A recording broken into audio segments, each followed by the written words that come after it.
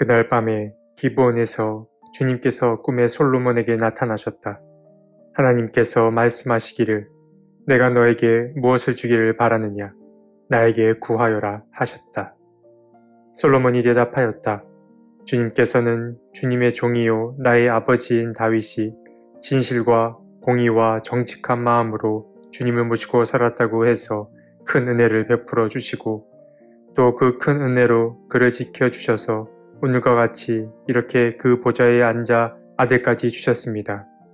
그러나 주 나의 하나님, 주님께서는 내가 아직 어린 아이인데도 나의 아버지 다윗의 뒤를 이어서 주님의 종인 나를 왕이 되게 하셨습니다. 나는 아직 나가고 들어오고 하는 처신을 제대로 할 줄 모릅니다. 주님의 종은 주님께서 선택하신 백성, 곧 그 수를 셀 수도 없고 계산을 할 수도 없을 만큼 큰 백성 가운데 하나일 뿐입니다. 그러므로 주님의 종에게 지혜로운 마음을 주셔서 주님의 백성을 재판하고 선과 악을 분별할 수 있게 해 주시기를 바랍니다. 이렇게 많은 주님의 백성을 누가 재판할 수 있겠습니까? 열왕기상 3장 5절에서 9절 말씀. 열왕기상은 그야말로 왕들의 이야기가 수록된 책이라고 할 수 있습니다. 가장 먼저 다윗의 뒤를 이어 왕이 된 그 솔로몬의 이야기가 등장합니다. 또 그 뒤를 이어서는 솔로몬의 후계자이자 남유다를 다스릴 르호보암 왕이 등장하고 그와 동시에 북이스라엘을 다스리는 여로보암 왕이 등장합니다. 이 열왕기상에는 여러 명의 왕이 등장하지만 그래도 이 책의 중심에는 솔로몬이 있습니다. 솔로몬은 아버지 다윗의 뒤를 이어 이스라엘의 왕이 됩니다. 형제들 가운데 가장 유력한 후보였던 아도니아의 위협을 받기도 하였지만 하나님의 계획대로 그는 왕의 자리에 앉게 됩니다. 열왕기상 3장부터 11장까지는 솔로몬의 지혜와 그의 부요함, 그리고 성전 건축과 그와 관련된 봉헌 이야기가 수록되어 있습니다. 그래서 오늘 함께 나눌 3장에는 그 스토리의 시작점인 솔로몬 왕의 지혜 이야기가 등장합니다. 그는 혼인을 하게 되는데 그의 아내는 이집트 바로 왕의 딸이었습니다. 당시 결혼이라고 하는 것은 하나의 제도로서 신분이 비슷한 이들 간의 계약이었습니다. 그러니까 솔로몬이 바로의 딸과 혼인을 했다는 것은 그가 당시 국제적으로 인정받던 자라는 사실을 보여주는 것입니다. 솔로몬과 하나님은 매우 특별한 사이였습니다. 하나님은 솔로몬이 태어날 때부터 그를 사랑하셨고 솔로몬 또한 하나님을 사랑했습니다. 솔로몬은 아버지 다윗이 그러했듯 하나님의 계명을 철저히 지키는 자였습니다. 어느 날 솔로몬은 하나님께 제사를 드리기 위해 기브온 산당으로 갔습니다. 솔로몬은 다윗과 마찬가지로 제사장의 직무도 감당했습니다. 기브온 산당에서 제사를 드리고 있는데 한밤중에 하나님이 솔로몬의 꿈에 나타나셨습니다. 그리고 물었습니다. 내가 너에게 무엇을 해주길 바라느냐 하고 물었습니다. 솔로몬은 겸손한 마음으로 자신이 이 자리에 있을 수 있는 것은 주님 앞에 성실히 행한 아버지 덕분임을 고백했습니다. 그는 주님의 크심과 자신의 작음을 잘 아는 자였습니다.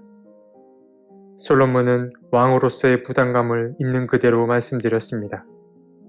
그리고 한 가지 도움을 청합니다. 그는 백성들을 올바로 판단할 수 있게 선악을 분별할 수 있는 판단력을 주님께 구했습니다. 하늘의 지혜를 구한 것입니다. 하나님은 솔로몬의 응답에 감동하십니다. 주님은 말씀하십니다. 내가 스스로를 생각하여 오래 사는 것이나 부유한 것이나 원수 갚는 것을 요구하지 아니하고 다만 재판하는 데에 듣고서 무엇이 옳은지 분별하는 능력을 요구하였으므로 이제 나는 내 말대로 내게 지혜롭고 총명한 마음을 준다.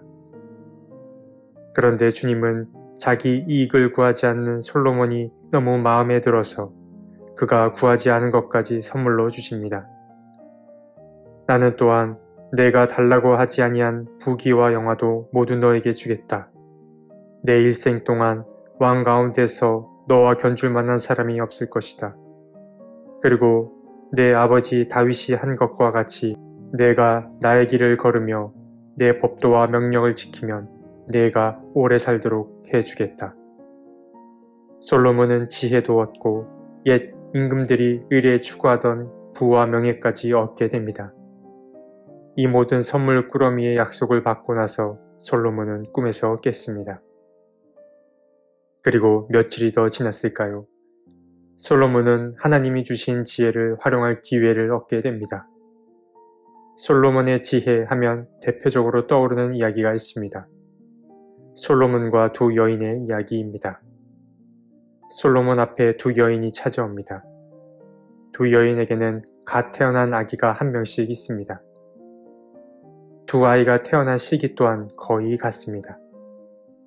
두 여인은 각자의 아기와 함께 한 방에서 잠을 잤습니다. 그리고 그 방에는 그들 말고는 아무도 없었습니다.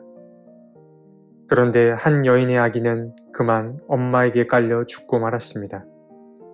이 엄마는 자신의 아기가 죽은 것을 알고 다른 여인의 아기와 몰래 바꿔치기를 합니다. 아무것도 모른 채 다른 엄마는 잠에서 깨어나 아기에게 젖을 먹이려고 하니 자신의 아기가 죽은 것을 알게 됩니다. 그런데 자세히 보니 그 아기는 자신의 아이가 아니었던 것입니다. 다른 여인의 품에 있는 아이가 자신의 아이임을 알고 그 아기를 데려오려고 하자 다른 여인은 시치미를 떼며 살아있는 아기가 자신의 아기라고 우기기 시작합니다. 결국 그들은 이 문제가 해결되지 않자 솔로몬에 찾아옵니다. 솔로몬은 그들의 이야기를 경청했습니다. 그리고 하나님이 주신 지혜를 활용했습니다. 솔로몬은 뭔가 엉뚱한 해결책을 내놓았습니다. 누가 진실을 말하고 누가 거짓을 말하는지 알 수 없었기에 솔로몬은 살아있는 그 아기를 반으로 잘라 각자에게 나눠주려고 했습니다. 솔로몬은 결코 사이코패스가 아닙니다. 그는 여인들의 심리를 꿰뚫고 있었습니다. 그는 진짜 엄마라면 자신의 아기가 허무하게 죽는 것을 견디지 못할 것을 알았습니다. 한 여인은 그 아기를 죽이지 말고 차라리 다른 여인에게 주라고 하였고, 또 다른 여인은 솔로몬 말에 순응하며 그 아기를 둘로 나누어 그 누구도 온전히 갖지 못하게 하자고 제안했습니다. 솔로몬은 산 아기의 진짜 엄마를 알게 되었고 그 여인에게 산 아기를 주게 됩니다. 솔로몬의 판결을 지켜본 많은 사람들은 재판 과정을 보며 하나님에 대한 두려움을 느꼈고 또 솔로몬 왕의 권위를 인정하게 되었습니다. 오늘 이야기는 솔로몬이 하나님과 어떤 관계에 있었는지, 그리고 당시 여러 민족 가운데 그의 위상은 어떠했는지를 보여줍니다. 그는 바로의 딸과 혼인할 만큼 정치적으로도 입지가 탄탄한 인물이었습니다. 그러나 무엇보다 훌륭한 점은 솔로몬이 왕으로서의 역할을 훌륭히 감당할 수 있게 하나님으로부터 든든한 후원을 받고 있었다라는 사실입니다. 그는 자신의 유익을 구하지 않고 선악을 분별할 지혜를 구했습니다. 하나님은 그런 그의 바람을 몹시 기뻐하셨고 덤으로 부와 명예까지 주셨습니다. 물론 솔로몬 또한 인생 말미에 여러 아내들의 유혹 때문에 우상 숭배를 하기도 합니다. 그러나 그는 하나님의 영광을 위해 살았던 자였습니다. 그가 주님께 드린 기도는 좋은 기도 혹은 좋은 바람의 표본이라고 할 수 있습니다. 그는 자신이 그저 수많은 백성 가운데 한 사람임을 인정했습니다. 자신의 한계를 아는 자였습니다. 그리고 그런 인식이 있었기 때문에 솔로몬은 주님께 지혜를 구하지 않을 수 없었습니다.